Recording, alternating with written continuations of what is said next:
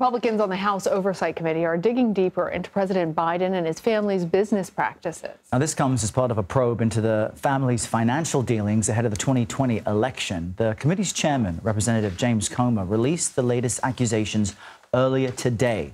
Now, he accuses President Biden's son, Hunter, and several other family members of engaging in business with foreign nationals. This committee is investigating President Biden and his family's shady business deals that capitalize on Joe Biden's public office and risked our country's national security. This committee has a duty to ask questions and pursue the facts, no matter where they take us. CBS News senior investigative correspondent Catherine Herridge joins us now. Hi there, Catherine. Tell us, what more does the House GOP investigation allege about President Biden, his family, before he was elected to the White House? Well, what makes this interim report stand out is that the House Oversight Committee has subpoena power, and according to the interim report, they've been able to receive thousands of records directly from the banks.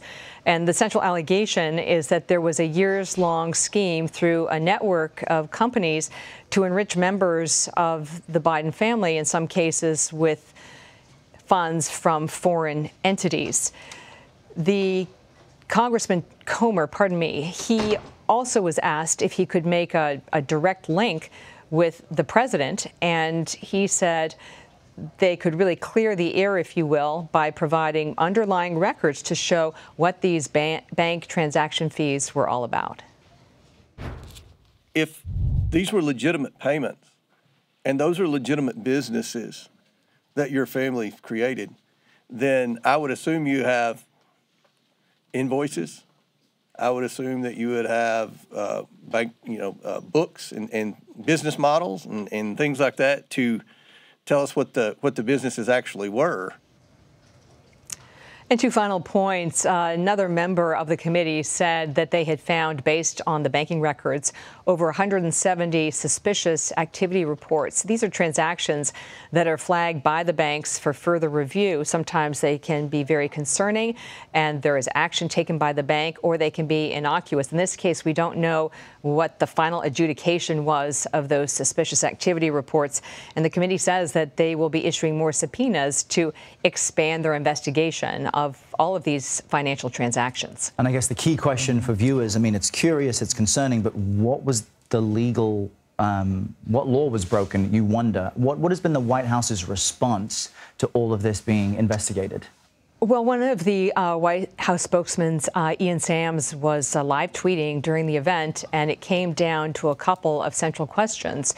He said, what has this committee shown, the direct link or the data points that link policy changes, this allegation of undue influence, and Joe Biden? And he said that they had not been able to illustrate that to date. And he also indicated that it would be important for them to sort of put some meat on the bone to these allegations, given that at least two media outlets, the Washington Post and the Wall Street Journal, had not been able to make this connection between payments, Joe Biden, and undue influence on policy decisions. So the White House had a very fulsome response to the news conference this morning. Well, the Republican-led House Judiciary and Intelligence Committees also made accusations against the Biden administration, saying that they used former top intelligence officials to try and discredit the Hunter Biden laptop allegations ahead of Biden's campaign.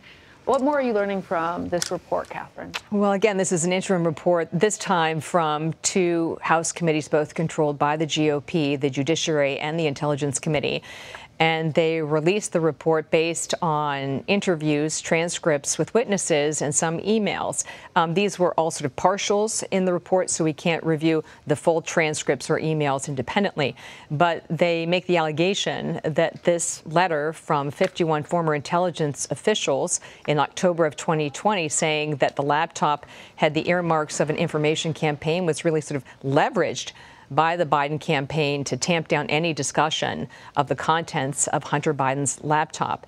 We did our own independent forensic review of the laptop data. We obtained a copy that mirrored what was provided to the FBI in 2019. And in our case, we did not find any evidence that the contents had been altered or doctored or faked in any way.